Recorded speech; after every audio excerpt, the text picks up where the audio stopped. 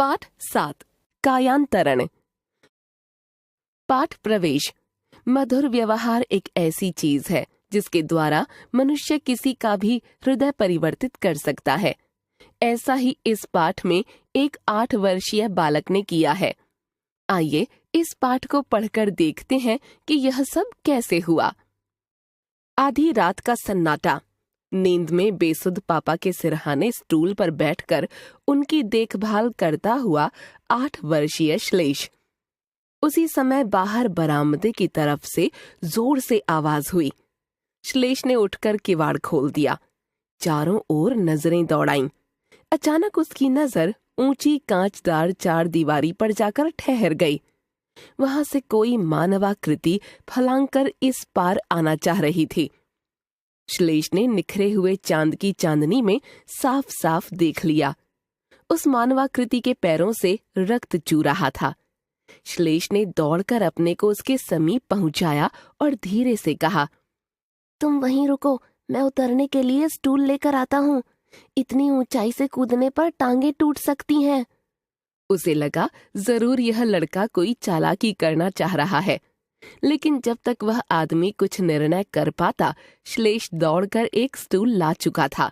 वह आदमी तेजी से नीचे उतर गया और इसके पहले कि लड़के का मुंह दबाकर उसके हाथ पैर बांध देने की तत्क्षण सूझी अपनी युक्ति पर अमल करता, लड़के की बात सुनकर ठगा सा रह गया। लड़का अगले ही पल कह रहा था, तुम्हारे पैर जख्मी हो गए हैं, लेकिन तुम दर्द से रोना या कराहना नहीं तो मेरे पापा की नींद खुल जाएगी। बड़ी मुश्किल से कई दिनों बाद आज उन्हें नींद आई है। मैं तुम्हारे लिए मरहम पट्टी का सामान लेकर आता हूँ। कहकर श्लेष अंदर चला गया। वह आदमी अवाक था। अजीब लड़का है, इसे यह तो पता है कि मैं कौन हूँ। क्या इसे इतनी समझ नहीं कि रात में दीवार से फांद कर अंदर आने वाला कौन होता है। मरहम पट्टी का सामान लाकर श्लेष ने अपने अबोध हाथों से उसकी मरहम पट्टी कर दी। वह आदमी अब और भी हैरान था। विचित्र लड़का है यह, कहीं दिमाग से पैदल तो नहीं है। अब तक तो इसे चिल्लाकर पूरे मोहल्ले को जगा देना चाहिए था। लेकिन यह है कि मरहम पट्टी, दया, सहानुभूति, उसने पूछ लिया। तुम मेरे लिए यह सब कर रहे हो, तुम्हें मालूम है मैं कौन हूँ?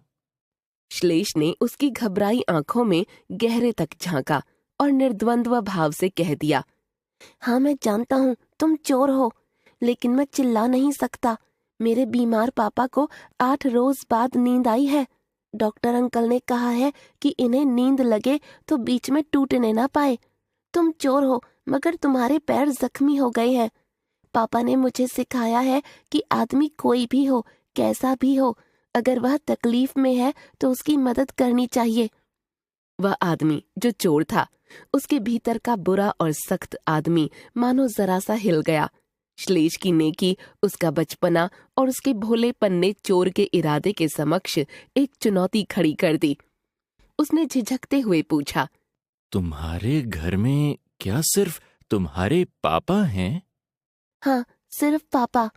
श्लेष का स्वर बेचारगी से अत्यंत बोझिल था। और मम्मी? मम्मी को मैंने देखा नहीं। पापा कहते हैं कि वे बहुत पहले हमें छोड़कर ऐसी जगह चली गईं जहां से कोई वापस नहीं आता। पापा यह भी कहते हैं कि वे ऐसी जगह है कि एक दिन वे भी वहां चले जाएंगे और फिर बाद में मैं भी। चोर के भीतर हिलने डुलने की क्रिया में और भी तेजी आ गई तथा उसके चेहरे पर अनुराग की एक परछाई उभर आई। उसने स्वर में मिठास भरकर पूछा, तुम्हारा नाम क्या है? मेरा नाम श्लेष है, मगर तुम यह सब क्यों जानना चाहते हो? सुनो, अब तुम हमारे घर से जो जो चीजें ले जाना चाहते हो ले लो और गेट से चले जाओ। मैं ताला खोल देता हूँ। ऊपर से कूदना अच्छा नहीं, दीवार पर कांच के टुकड़े गड़े हुए हैं, तुम्हारे पैर फिर जख्मी हो सकते हैं। श्लेष ने आहिस्ता से समझाते हुए कहा। चोर को लगा जैसे किसी ने उस पर जादू कर दिया हो। उसने कहा, नहीं श्लेष, अब मैं तुम्हारे घर में चोरी नहीं करूंगा।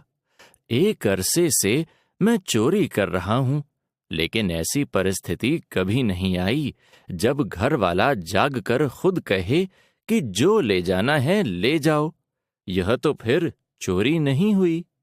चोर अंकल, तुम विश्वास करो, मैं शोर नहीं मचाऊंगा।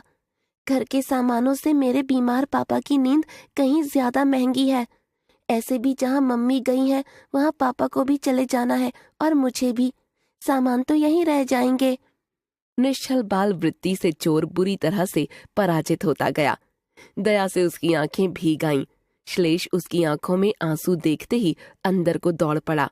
दूसरे ही क्षण वह लौटा तो उसके हाथों में एक कैप्सूल, 2-4 स्लाइस ब्रेड और एक गिलास पानी था। उसने कहा, शायद तुम्हारे जख्म का दर्द बढ़ गया है, तुम इसे खा लो। पापा के दर्द के लिए डॉक्टर अंकल ने दिया है।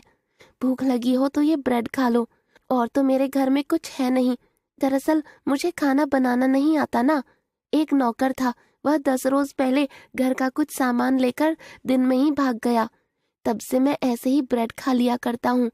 कभी डॉक्टर अंकल कुछ ला देते हैं तो कभी पड़ोस की आंटी रोटी वगैरह दे जाती हैं। 2 दिन से शायद वे भी कहीं चली गई हैं।